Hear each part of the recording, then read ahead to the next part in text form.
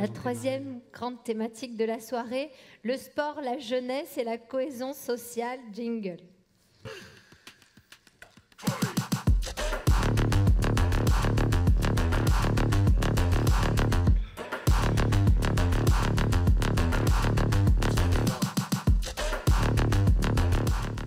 Alors d'habitude, il se présente par là-bas. Alors, il s'engage au quotidien pour décloisonner les mondes et mettre de la jeunesse dans le sport, de l'entreprise dans le sport. Je vous demande d'accueillir sur scène la chef d'entreprise Marie Torz, présidente du COMEX 40. Cécilia Barontini, la directrice générale de la Fondation OM. Et notre champion olympique, Fabien Gillot. On va mettre Fabien au milieu et je vous laisse prendre un micro. Voilà, on va laisser Fabien au milieu. Oui, il n'y a qu'un homme et deux femmes. Donc, voilà, on va faire croire à tout le monde la parité, comme ça. Bonsoir tous les trois. Alors, on va vous écouter 2 minutes, parce qu'on est les maîtres du temps avec Marie. Donc, il va falloir respecter ça. Je commence par Fabien, puis ensuite, ça sera Marie et ensuite Cécilia. OK. Fabien, 2 questions. La première, d'abord, moi, je t'ai souvent écouté, mais je voulais que tu nous parles en 1 minute de ton engagement pour les JO, année olympique, etc. Tu es le principal concerné, eu égard à ton palmarès et à ta position aujourd'hui.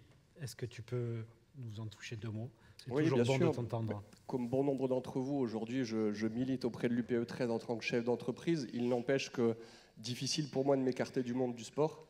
Donc j'ai encore la présidence de la commission des athlètes du comité olympique, où j'œuvre pour le statut de l'athlète pendant sa carrière, mais surtout la reconversion.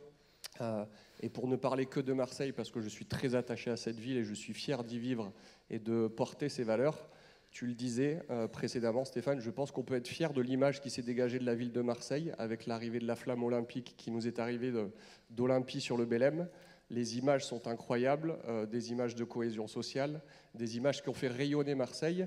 Et l'un de mes chevaux de bataille, c'est aussi de faire en sorte que les Jeux Olympiques de Paris 2024 n'oublient pas qu'il y ait des épreuves à Marseille, et notamment la voile et le foot. Merci Fabien. Le deuxième sujet, rapidement, ça nous tient à cœur à l'UPE 13, c'est Make the Choice. Et vous savez que Make the Choice, cette année, le parrain, c'est Fabien Gillot. Et donc, vous savez que c'est 10 entrepreneurs cette année qui vont coacher des jeunes entrepreneurs qui marchent déjà super bien. Avant que tu nous en dises un mot, on va peut-être regarder une petite vidéo.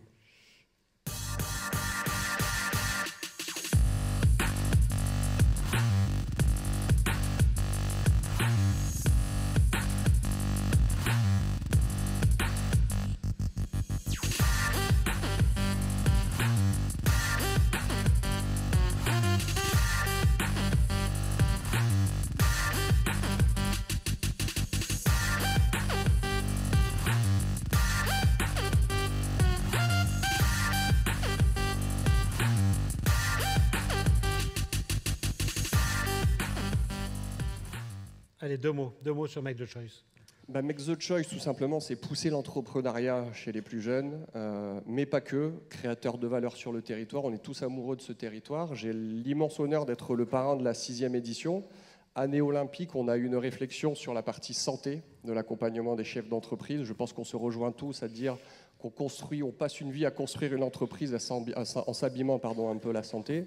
Et donc avec le président de la commission jeune, Fabrice Blisson, on a décidé de s'impliquer sur toute la dimension santé, donc suivi biologique, hygiène de vie, qualité du sommeil, hydratation, alimentation de ces jeunes chefs d'entreprise, de tisser un partenariat au national avec la Fédération du sport en entreprise et plus localement avec la Fédération française d'athlétisme, le Marseille-Cassis, de pousser la pratique du sport, mais aussi le suivi biologique et la santé de ces entrepreneurs. Merci. Allez, Marie. Marie et Marie. Marie. Marie et Marie. Marie, tu es la présidente du COMEX 40, qui donc regroupe les jeunes entrepreneurs, les chefs d'entreprise de moins de 40 ans ici sur notre territoire. Tu peux nous dire quelques mots sur les projets? Et puis, je crois que vous avez un agenda à la rentrée.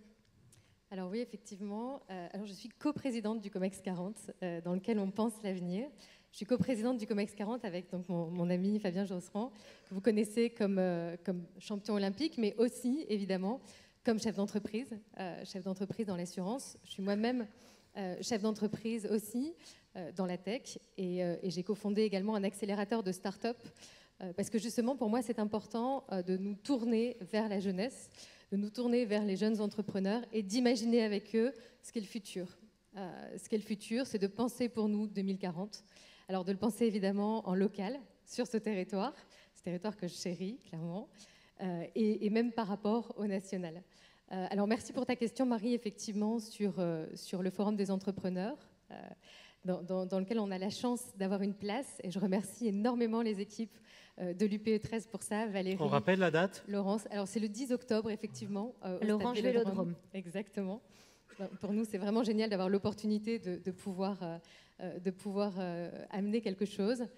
Donc on ne fait pas que penser l'avenir, on va vous montrer l'avenir, on va vous montrer 2040 lors de ce forum des entrepreneurs.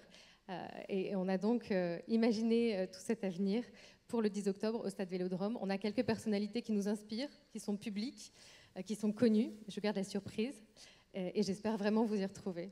Voilà, merci. Merci Marie. Très inspirant, merci. Voilà, on va finir cet AG avec vous, Cécilia, donc la directrice générale de la Fondation OM. On avait envie que vous nous parliez de 13e homme. Et je sais que vous êtes venu avant avec une petite vidéo quand même représentative. Donc on va la regarder avant.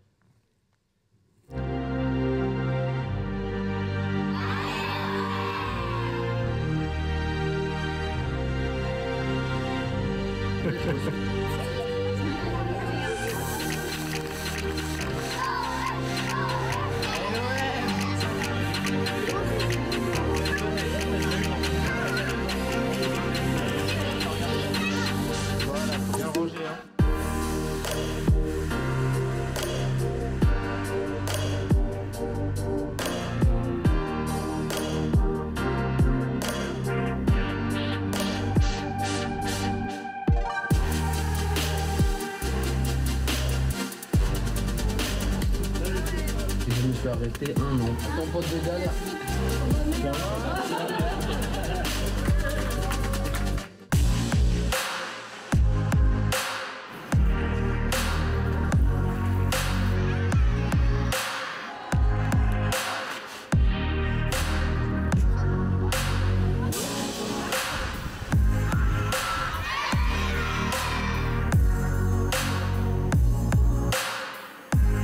Ce terrain est votre lieu de vie et aujourd'hui, il est à vous. Ce stade est unique au pied du rocher de Notre-Dame de la Garde. C'est le deuxième terrain dans lequel on travaille tous ensemble dans l'intérieur de notre projet Capital au foot. On est fiers de tous les Marseillais.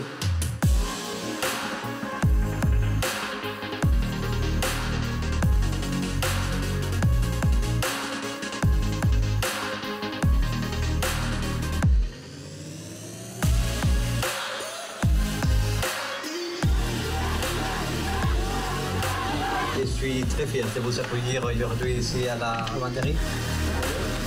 C'est grand amour, hein?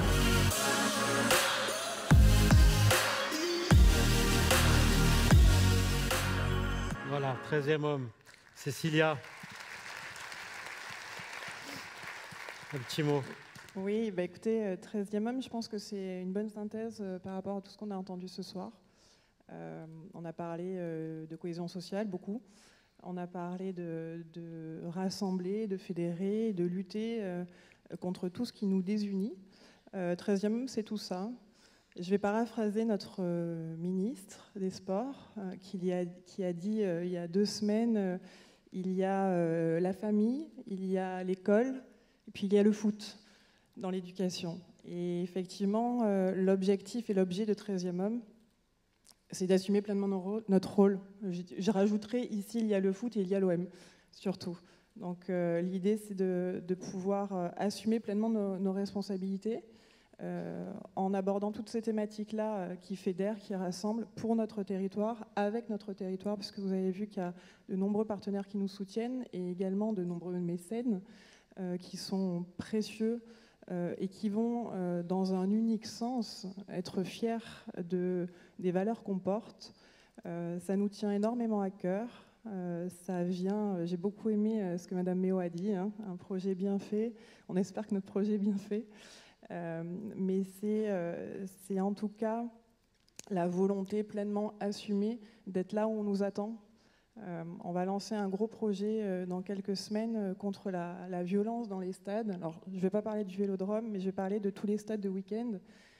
Là où on n'a plus envie d'amener nos enfants, ou en tout cas on rêve qu'ils fassent un autre sport que du foot. On est en train de tuer notre propre industrie. Et si nous, l'OM, on ne va pas sur ce terrain-là, si nous, on ne rappelle pas les valeurs, l'éducation, et si nous, on n'est pas présent dans ces milieux-là, alors on ne sera pas à notre place. Donc voilà, on est très soutenus par nos légendes aussi qui jouent un vrai rôle. Et dans tous nos messages, il y a des valeurs très fortes environnementales également. Donc voilà, on va essayer par ce projet, par cette organisation 13e homme qui inclut la fondation, qui inclut le fonds de dotation, etc. et qui demain inclura une entreprise de l'économie sociale et solidaire. J'espère qu'elle verra le jour au 1er juillet. Bravo. Parfait, merci beaucoup.